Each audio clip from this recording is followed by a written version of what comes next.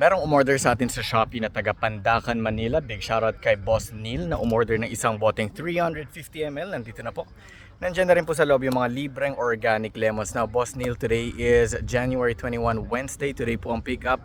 Bukas Thursday, onhan nyo na po kagad, no? Taga Pandacan lang naman po kayo. There you go. Balitaan nyo po kapag onhan nyo na po kagad bukas. Maraming salamat. God bless you, boss. Take care. Hello everyone, sa mga taong gusto ng pure honey, ng raw honey, meron tayo sa Shopee, meron din tayo sa TikTok Shop. Cash on delivery tayo sa buong bansa, Luzon, Visayas at Mindanao.